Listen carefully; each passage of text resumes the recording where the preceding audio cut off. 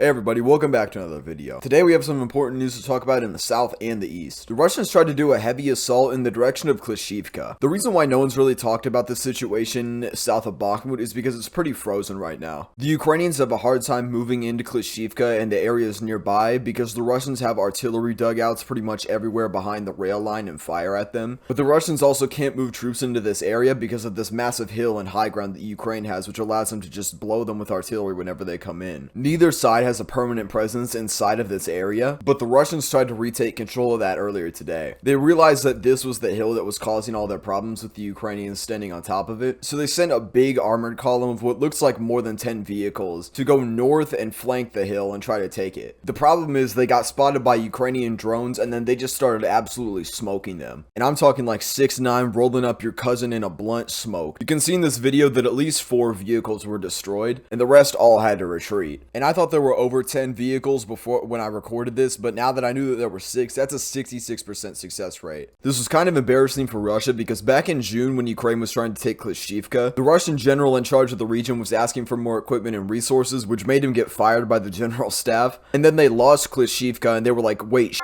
So they brought the other guy back and gave him the equipment he was asking for, and now a big part of it just got blown up. So I wonder if he's going to get fired twice. Overall, in this area, I think Ukraine is probably unlikely to make gains west of the railway except down by Kolomyichykha, because it's actually better for Ukraine to leave this area as a gray zone because the Russians are going to try more and more assaults to retake it, and the Ukrainians can use this perfect hill just to blow them up, destroy equipment, and rack up casualties without even needing to push. It's become clear that the main goal wasn't to have some breakthrough south of Bakhmut, it was to set up some sort of kill trap like this. Moving on to the south, it seems like Ukraine has finally fully breached the first line of defense in the area. There's been about a 2-month fight going on for Robotine, and it seems like Ukraine finally has control of the majority of the settlement. Taking the settlement itself wasn't the hard part, it was all the fortifications before it. And now it seems like the Russians have been pushed onto the outskirts in the region. It's likely that the Ukrainians are going to keep pushing down until they reach Solodka, which is where they also have contact with the main defense line by Verbove. This may finally be the push that everyone's been expecting and waiting for, but it all comes down to if Russia can solidify defense in Novopokrovka and Solodka. But if not, and the Ukrainians are able to reach Tokmak, that may be it. We'll see. Alright, and that's all I got for you guys today. I hope you enjoyed the little bit of a different thing with the footage analysis, but that's all I got. See you later.